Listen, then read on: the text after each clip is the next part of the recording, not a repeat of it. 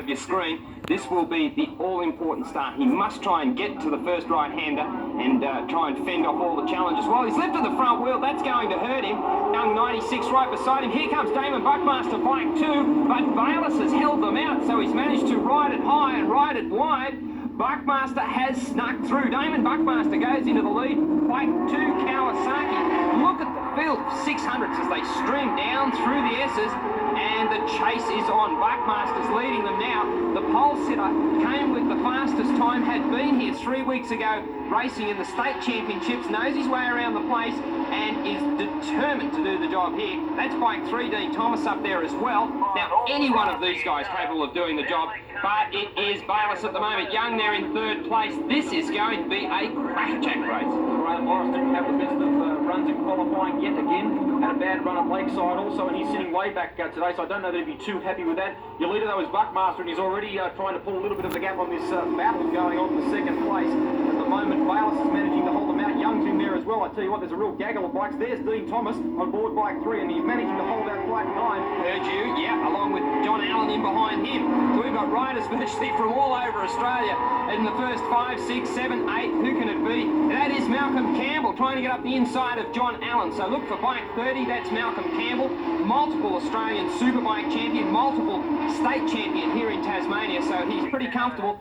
In fact, his son Scott racing for the first time in an Australian Championship round. Buckmaster, Bayliss, and Young. 1, 2, and 3. You can see here Young. Oh, he's run himself wide. Dean Thomas gets up the inside, so Thomas moves himself through into 3rd place.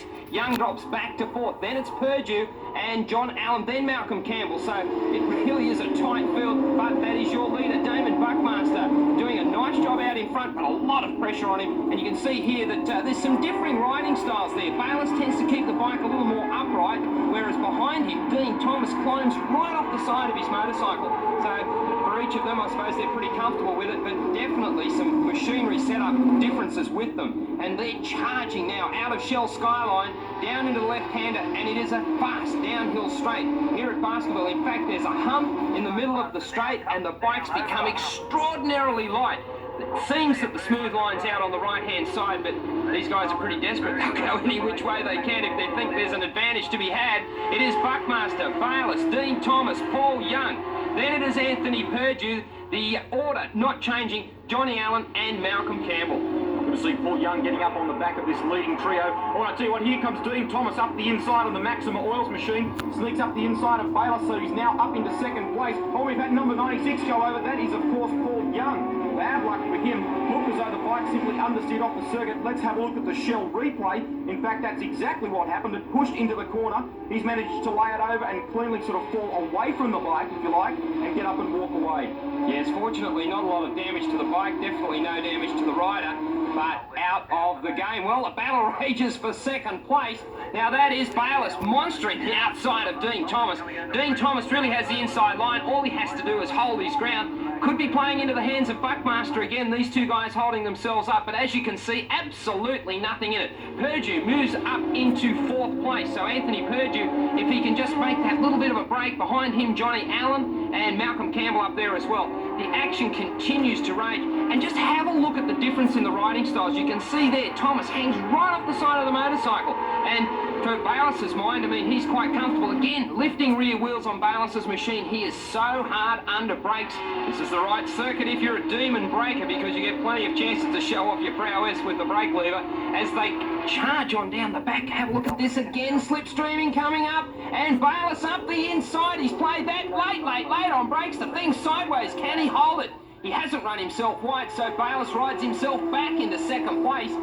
Gee, I tell you what, this guy is great under brakes and absolutely fantastic. Magic to watch him at work here at Baskerville. It is Buckmaster, though, cool, calm, and collected out in front. Thomas is going to have to work hard now to try and get around Bayliss. It's all right to be right behind him. It's a bit more difficult when you actually want to overtake the man. As they head up the hill, heading for Shell Skyline, it is Buckmaster, Bayliss, and Dean Thomas. The circuit here at Baskerville really undulates quite a lot. You'll notice a couple of tight right-left combinations also. So setup aboard the bike is all important, and I tell you what, Buckmaster seems to have a good setup. If you watch him when he rides very clean and smoothly, and having said that, he's coming under a lot of pressure. pressure from Bayless. Aboard Black 32, Bayless sneaks up the inside, late under brakes again. He's done that before, and he's now up into first place. Big ride here from Bayless. In fact, unsettled Buckmaster. He got up and out of the seat there. The thing got a little bit sideways on him. This is Buckmaster's best frame. They had an engine problem yesterday afternoon. They had to change engines.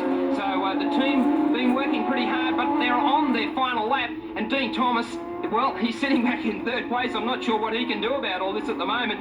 I think the same applies to Buckmaster too. He's got to work out just what he's got to do. Let's have a look at this under the replay one more time. You can see that Bayless late under brakes. In fact, continues to sit up on the motorcycle, almost speedways the thing into the corner and hangs on for everything he's worth. Now we've got some lap riders coming into play as well. You know, I think Buckmaster's run has been done at this point. I really can't see him coming back. We're only a couple of corners, or in fact one long corner from the finish line, and you can bet that Bayless will go again late on the brakes, and it's exactly what he's done. And I think he'd be pretty well assured of the fact that he knows exactly what kind of a lead he's got, and he charges round the lap riders, so he's making no mistake. Bayless takes it out. Buckmaster in second place.